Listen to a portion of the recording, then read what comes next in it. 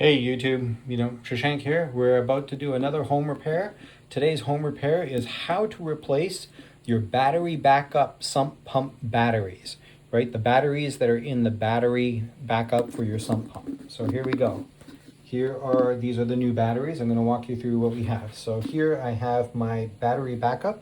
I have the Sump Pro 100, and this is the battery backup unit for the sump pump itself. And what basically happens here, let me show you, is my sump pump configuration. So here is the sump pit itself, and the sump pit or the sump itself. In my case, I have two sump pumps. I have the green sump pump that you can see there, and then I have a black one, which is a backup sump pump. So as you know, the water comes into the tube in the back, starts to fill up the sump well itself, and then when the little floaty on the sump pump gets triggered, then the sump pump shoots the water. It gets activated, the sump pump shoots up into the tube, and then out it goes. Okay, so then what happens is that both of those sump pumps itself, the main, primary, and then the backup, are connected by electrical wires. And typically those electrical wires, when you don't have a battery backup, go directly into the outlet there. Oh, so here you can see my sump pump is working. Just an FYI, YouTube, I don't know if you can see that there's a water spraying out there. That's not broken. That's been intentionally drilled in there to prevent an airlock. So as I was saying, normally if you don't have battery backup, both of these sump pumps itself, primary and backup, will actually be plugged directly into your wall outlets, and there you go. But when there is an electrical failure, the next thing that happens, of course, is your power goes out and your sump pumps, both of them won't work because there's no electricity to them, and then the well starts to fill up with water, and then ultimately the water overflows into your basement, and then that's a problem.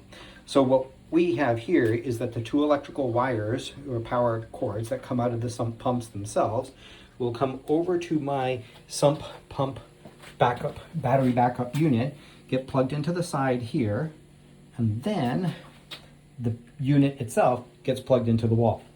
So here's what I needed to do to replace the batteries. So each of these batteries are the AGM 12 volt. This is a group 27M or size 27M. So I have two batteries, as you can see here, in series, actually, not in parallel. And these are what power and give the battery backup, when there's no power to the house because the electricity failed. So what you need to do is find out the size of the batteries that you need, and especially be careful about whether these are marine batteries, deep cycle batteries, or starting batteries, because they have different types of power requirements. Like when you're starting something, you need a lot of juice to start it, but deep cycles are ones that don't really start anything. They just keep going and going and going. I have two of these batteries. Now these batteries weigh each about 65 pounds, and on top of that, they're bloody expensive. They're probably about 250 bucks each. So, there's $500 worth of batteries here. So the first thing I did was I disconnected all of the power to the battery backup unit, and then I left the two sump pumps just plugged in because I didn't need to actually do anything with that. So I unplugged the battery backup from the outlet, or from the power outlet, and then I carefully, with gloves and with insulated wrench, I took off the bolts that connected the two batteries here at the terminals, and then on top of that over here. Now in this case, I have a fuse bar. Your system might have a jumper cable that goes and connects the two parts of the terminal together. So as you see from configuration wise, is that I have the black terminal down at the bottom on the right battery, red at the top, but I have red at the bottom on the left battery and black at the top. And it's important that you maintain the configuration when you do your replacements. So I took out the old batteries. Now I did that carefully. I was wearing insulated gloves and I was using an insulated wrench. I started with the negative terminal, then the positive terminal. Then I carefully removed my fuse bar here, or my metal bar strip that connected the two, and took it out. I lifted out the old batteries. Now when I lifted out the old batteries, the one thing that I saw was the old batteries had a hole in it. And then in that hole were the little nuts, the nut and the bolt here, the nut and the washer here.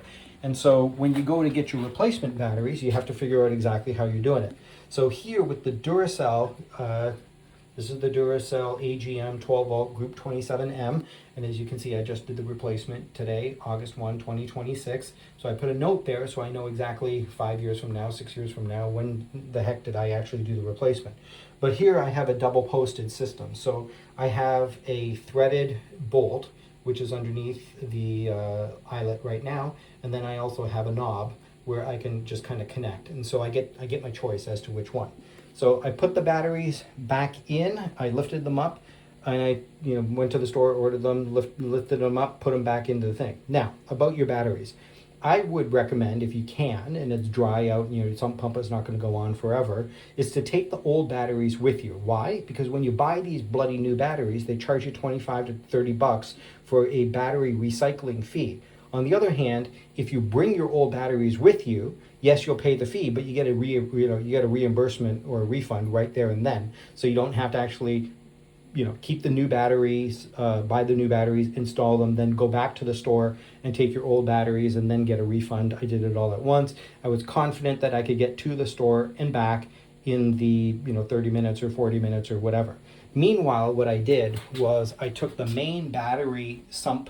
I took the main battery, the main sump pump cord, and I plugged it directly into the outlet. So at least it was constantly going when the thing, and I didn't have to worry about, the water overflowing. So when I came back here, then I had to pick and see based on my configuration, what I was going to do. So I have an eyelet system here, and the way this eyelet system works, let me just take the protective cap off and maybe you can see. So I have an eyelet system, and so the eyelet goes down flush against the battery. Then I put a flat washer there, and then a locking washer, and then I put the nut on top of the threaded pole. Then I connected it in order of the black on this side, then red. Oh, sorry, I did the black on this side, then I did the fuse bar, and then I did the red, and at the very end I did a red. I got a little bit of a spark, but that's normal because I'm finally finishing the circuit. And then I did finger tightening it, and I finger tightened it with my rubber gloves on. I don't want to touch anything with my bare hands. And then I left the battery unit unplugged because now I want to see that the batteries are actually pushing the sump pump, and you can tell that the sump pump has gone on a couple times during this video. And now I'm just going to plug the sump pump battery backup unit back into the wall, and everything is good. Bob's your uncle. So kind of going back to what I was talking about before is that you're going to come over here to your sump pump battery backup, and then you're going to say it's time to replace the batteries.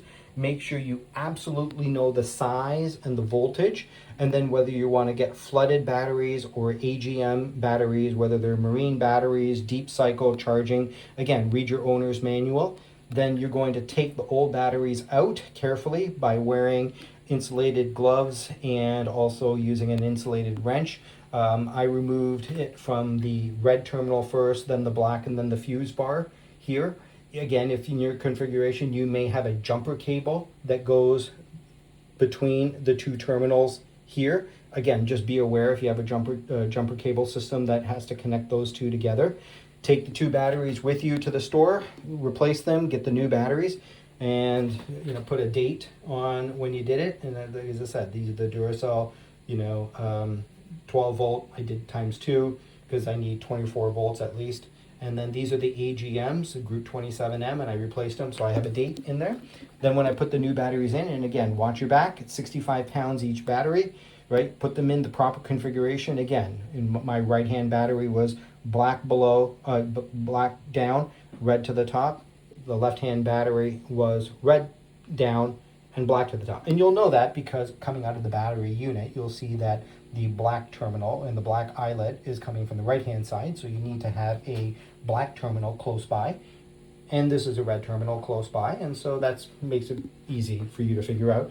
And then you put this back on, finger tighten everything with the proper nuts and bolts, and then and that's pretty much it. And then turn everything back on, make sure the sump pumps themselves are back connected into the side here, because that's an input, and then on top of that, and an output actually, and then plug your sump pump battery backup unit back into the wall, and there you go. Thank you.